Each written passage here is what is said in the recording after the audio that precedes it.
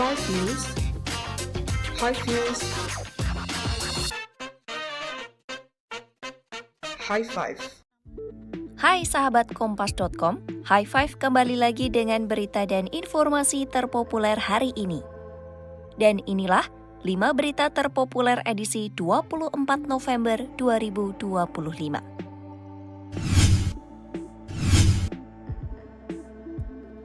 Setelah 9 bulan dinyatakan hilang, bocah bernama Alvaro Kiano Nugroho akhirnya ditemukan. Alvaro yang hilang sejak 6 Maret 2025 ditemukan dalam kondisi sisa tulang belulang di sebuah kali di kawasan Tenjo, Kabupaten Bogor. Penemuan ini mengakhiri pencarian panjang keluarga sekaligus membuka fakta baru dalam kasus hilangnya bocah ini. Tugimin, kakek Alvaro, mengaku terpukul dan tak menyangka cucunya mengalami nasib seperti ini. Ia menyampaikan keluarga sama sekali tidak memperkirakan akhir yang tragis, terlebih melihat dugaan bahwa peristiwa ini terkait ayah sambung Alvaro. Hingga saat ini, pihak keluarga menyerahkan penanganan kasus sepenuhnya kepada aparat penegak hukum untuk mengungkap motif dan kronologi lengkap peristiwa. Keluarga menyatakan mereka hanya menginginkan keadilan dan meminta penyidik mengungkap peristiwa ini tanpa ada yang ditutupi.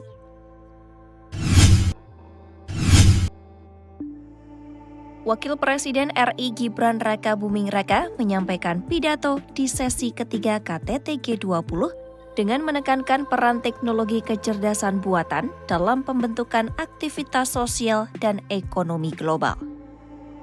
Dalam pidatonya, Gibran menegaskan AI bukan hanya alat teknologi baru, tetapi merupakan fase transformasi industri yang menentukan masa depan tenaga kerja, pelayanan publik, dan produktivitas. Ia menyampaikan negara-negara harus mempersiapkan kebijakan yang adaptif terhadap AI demi memastikan manfaat teknologi dapat dirasakan secara merata oleh masyarakat.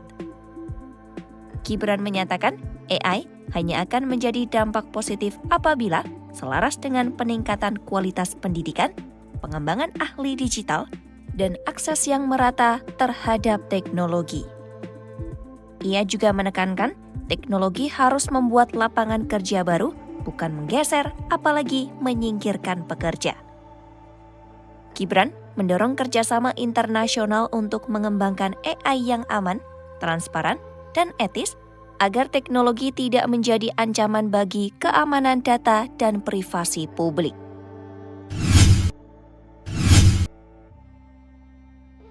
Presiden Prabowo Subianto memanggil sejumlah anggota Kabinet Merah Putih ke kediamannya di Hambalang, Bogor, Minggu 23 November 2025. Informasi ini disampaikan oleh Sekretaris Kabinet Letkol Teddy Indrawijaya melalui unggahan di media sosial Instagram @sekretariat.kabinet.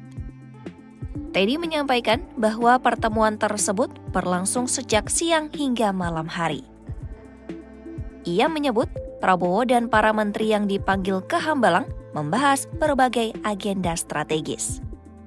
Seskap mengatakan Presiden dan sejumlah menterinya membahas soal hasil kerja dan rencana tindak lanjut Satuan Tugas Penertiban Kawasan Hutan. Kemudian, Prabowo juga membahas soal penertiban kawasan pertambangan dan konsekuensi hukum atas pelanggaran, serta aktivitas ilegal di sektor kehutanan dan pertambangan.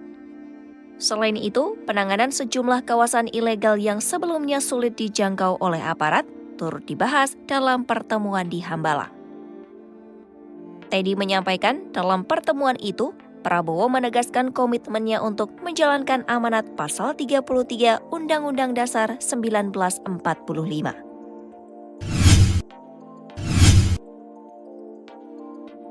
Setelah muncul desakan mundur terhadap dirinya, Ketua Umum PBNU Yahya Kholil Stakuf atau Gus Yahya mengundang para kiai dalam silaturahmi di kantor pusat PBNU Jakarta Pusat, Minggu malam 23 November 2025. Pertemuan ini diselenggarakan tak lama setelah rapat harian Syuriah yang dikabarkan menyiarkan agar Gus Yahya mengundurkan diri.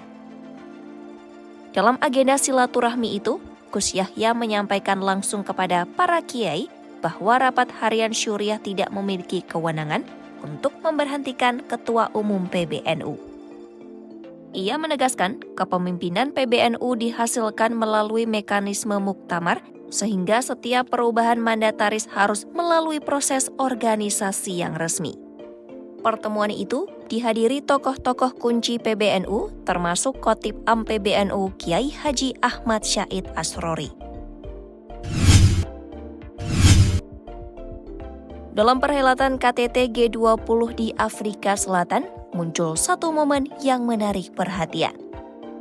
Perdana Menteri Jepang Sanae Takaichi dan Perdana Menteri Cina Li Qiang berada dalam satu forum internasional besar, namun keduanya tidak bertegur sapa. Tidak ada salam, tidak ada sapaan singkat, bahkan tidak ada pertemuan bilateral. Padahal, KTT G20 biasanya menjadi ajang penting bagi para pemimpin untuk memperbaiki atau memperkuat hubungan diplomatik. Momen dingin ini terjadi di tengah memanasnya hubungan Jepang-Cina, terutama terkait isu sensitif Taiwan. Itu tadi 5 berita paling populer hari ini. Kompas.com, jernih melihat dunia. 5 News, High Views, High Five.